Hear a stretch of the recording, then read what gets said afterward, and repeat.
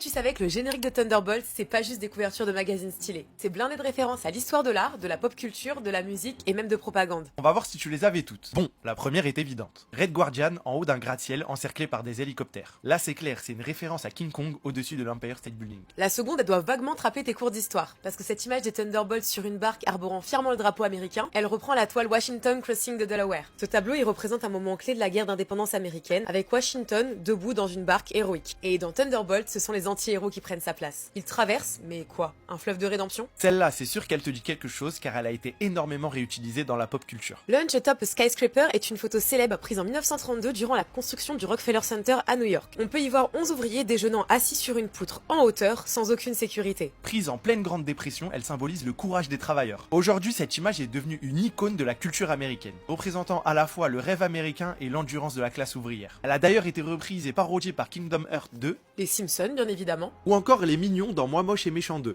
La prochaine, elle est flagrante car c'est tout simplement une très belle référence à la culture musicale. Mêmes emplacements, même éclairage, celle-ci c'est un clin d'œil direct à la fameuse pochette de l'album Queen 2, Bohemian Rhapsody, du groupe mythique Queen. Et pour la couverture de Yelena, elle reproduit la pose de Rosie la Rifteuse, cette icône féministe des années 40. D'ailleurs, l'histoire derrière cette affiche est hyper intéressante, parce que l'affiche de Rosie la Rifteuse réalisée en 1943 montre une femme en tenue d'ouvrière, bandana rouge sur la tête, retroussant sa manche avec le slogan We Can Do It. Elle faisait partie d'une série d'affiches de propagande destinées à motiver les employés pendant la Seconde Guerre mondiale. Petit point culture. À cette époque, des milliers d'hommes étaient envoyés au front, les femmes furent massivement recrutées pour travailler dans les usines. Notamment dans la fabrication d'armes et d'avions. Et Rosie la Rifteuse, elle symbolise ces femmes qui ont pris des emplois traditionnellement masculins, et notamment le travail de riftage dans l'aéronautique. D'ailleurs, si l'affiche n'était pas très connue pendant la guerre, c'est qu'elle n'est restée affichée que 2 semaines. Le flop total de la propagande. Elle a été redécouverte dans les années 80 et est devenue un symbole fort du féminisme, représentant la capacité des femmes à s'imposer dans tous les domaines, y compris les plus physiques ou techniques. Rosie incarne ainsi la force, l'indépendance et l'engagement citoyen des femmes en temps de crise. Et tout comme elle, Yelena devient un symbole de force et d'indépendance féminine. Mais aussi un clin d'œil à son propre rôle de héros malgré elle. Et enfin, l'image de John Walker chevauchant son bouclier est une référence emblématique à une scène du film Dr Strangelove, De Stanley Kubrick. Dans cette scène, le Major Kong interprété par Slim Pickens. chevauche une bombe nucléaire en chute libre, agitant son chapeau de cow-boy en criant Yeeha! Cette image est devenue un symbole satirique de la guerre froide